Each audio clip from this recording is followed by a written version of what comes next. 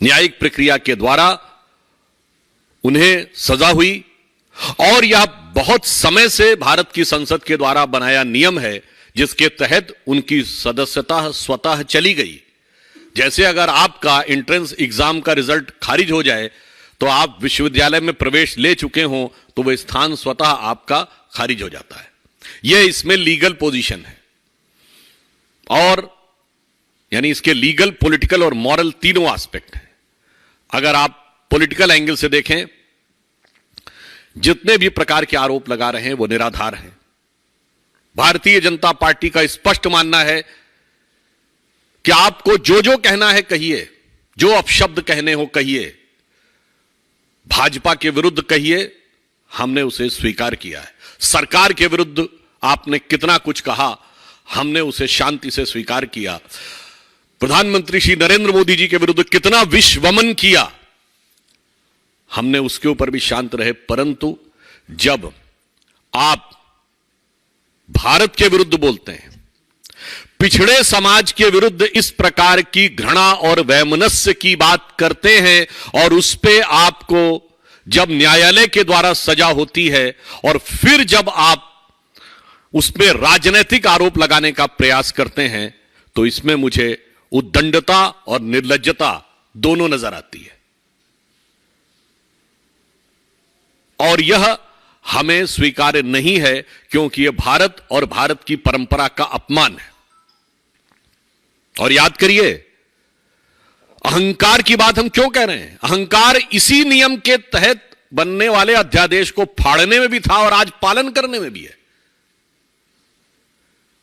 दूसरा, हमारे हृदय में जो पीड़ा है, गांधी जी की समाधि पे आप अपने तथाकथित सत्याग्रह में ऐसे व्यक्तियों को ले जा रहे हैं जिन्होंने हिंसा में बढ़ चढ़कर हिस्सा लिया था। श्री जगदीश टाइटलर, सत्य और अहिंसा के प्रतीक गांधी जी की समाधि पर न सत्य न अहिंसा, असत्य और हिंसा दोनों के प्रतीकों को सामने लेकर फिर आप यह आवरण ओढ़ने का प्रयास कर रहे हैं। और उससे अधिक हद तो तब हो गई जब कांग्रेस के वरिष्ठ नेता और राज्यसभा में कांग्रेस संसदीय दल के उपनेता प्रमोद तिवारी जी इस सीमा तक चले गए कि जब सजा दी जानी चाहिए तो परिवार को देखकर, यानी गांधी परिवार की पृष्ठभूमि को देखकर दी जानी चाहिए। यानी यह बहुत आश्चर्यजनक बात है। इसके अंदर भी एक संवैधानिक विषय है कि कांग्रेस पार्टी न्यायालय के न्यायिक विवेक से अपने को ऊपर समझती है। It means Congress party considered themselves superior than the judicial jurisprudence of the courts, and they will decide that in what manner and on what basis the court should give their final verdict. इसलिए मैं कहना चाहूंगा कि शायद, जिसे कहावत है ना हिंदी में, रस्सी जल गई पर बल नहीं गया। एक देश में दो विधान इन्हें आज भी चाहिए, एक विधान आम आदमी के लिए और एक विधान अपने परिवार के लिए।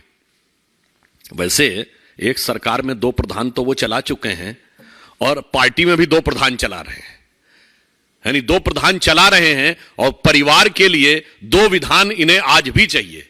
और फिर प्रमोद तिवारी जी कहते हैं परिवार की पृष्ठभूमि देख के देना चाहिए। तो मैं विनम्रता के साथ स्मरण दिलाना चाहता हूं कि आप ही के परिवार में आपकी दादी श्रीमती इंदिरा गांधी जी न्यायालय के द्वारा दोषी सिद्ध हुई थी चुनाव में धांधली के आरोप में।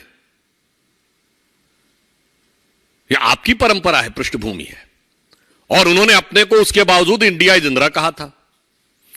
श्री राजीव गांधी जी भारत के पहले प्रधानमंत्री बने थे जो बोफोर्स में भ्रष्टाचार के आरोप में आए थे, और उन्होंने उसके बाद यह भी बोला था कि बड़ा पेड़ गिरता है तो धरती हिलती, यानी हजारों सिखों के नरसंहार को जस्टिफाई किया था। आपकी माता जी के छत्र छाया में चल रही सरकार में महात्मा गांधी की समाधि पर लिखे हे राम के राम को काल्पनिक कह दिया गया था। तो मान्यवर, किस पृष्ठभूमि की आप बात कर रहे हैं? पृष्ठभूमि तो और भी ज्यादा खतरनाक नजर आ रही है, और यहां पर विषय उससे भी ज्यादा है। भारत के पिछड़े समाज के प्रति इस प्रकार का दुराग्रह, और उसके बाद आप जिस बेशर्मी के साथ उस चीज का समर्थन कर रहे हैं वो दुखद है, पीड़ादायी है। ईमानदारी तो यह कहती थी कि आपको क्षमा याचना करनी चाहिए थी, और दुख की बात यह है कि ये जितने भी अपने को पिछड़े दलितों के अलंबरदार बनते हैं, वो अचानक मौन साधना में क्यों चले गए? इतना बड़ा बयान, जातिगत अपमान पूरे पिछड़े वर्ग का किसी अन्य ने कर दिया होता तो पूरे देश में आग लगा दी होती, परंतु आज ऐसा लग रहा है कि ये सारे के सारे अलंबरदार मौन साधना में चले गए। बड़े आश्चर्य की